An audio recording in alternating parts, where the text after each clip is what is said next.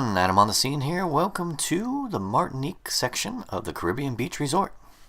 This is a preferred water view room with 2 queen beds and the child fold-down bed, or a Murphy bed. Alright, let's see what kind of goodies guest services have left for us here. Since there is construction going on, they've left us some pens for us to take home, along with some information booklets. Since this resort is getting the Disney Skyliner, they are providing us with information on that, as well as a welcome letter from the general manager for the Caribbean Beach Resort.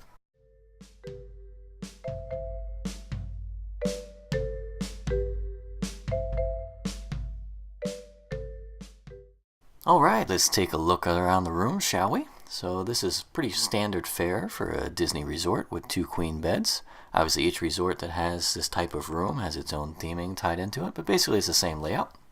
Alright, let's head back on over to the entryway here. As you can see, it has the old school air conditioning system, the table to have a nice little snack at, or work at if you need to.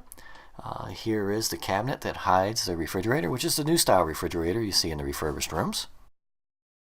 On top of the cabinet, you've got your ice bucket with your glasses, and here's the key feature of the room, 1 child-sized pull-down bed. To get the bed open, you just simply pull on the handles there. Bed folds down. We've got a nice little mural of Mickey and Pluto at the beach here, I'm guessing in the Caribbean. The one thing I did notice is it did kind of look a little bit messy when I folded it down.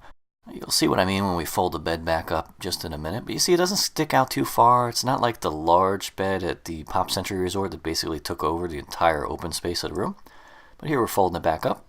You need to mind the sheets as you tilt it back up. As you can see as we step back, they're just sticking out, which can kind of make the room look like a little bit of a mess. It is distracting. On the cabinet to the left, you have your coffee maker and complimentary coffee. Down below in the first drawer, you got your pillows and a blanket, and then some storage space in the drawer below. As you can see, the bed also has some storage drawers below it. I think Disney provides more storage in their rooms than any other resort that I've ever been to. That's certainly a good thing if you're traveling with a number of people, need to get things out of the way, or staying for a number of days. So thanks, Disney. Here's a wide view with the bed in its stored position. As you can see, I cleaned up things a little bit by tucking in the sheets there. Here's a wide view with the bed open. I really like the artwork. I'd actually like to see that up on the wall so I can see it all the time.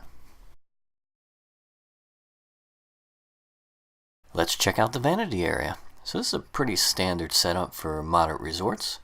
To the right, you have the wardrobe area with your hangers, as well as on the top shelf, an extra pillow and blanket. You've got your ironing board, iron, and your safe. Pretty good sized mirror for a bathroom of this size. You also have the magnified mirror on the wall on the articulating mount. Let's take a look at the restroom and shower area here. As you can see, it's got a very nice, colorful shower curtain here. It's fitting for the theming of the resort. This room has the shower and tub combination. No fancy rain shower overhead like we've seen in some of our other room reviews of some resorts that have been renovated recently. But still a very nice shower tub combo. Here they use the dispensers.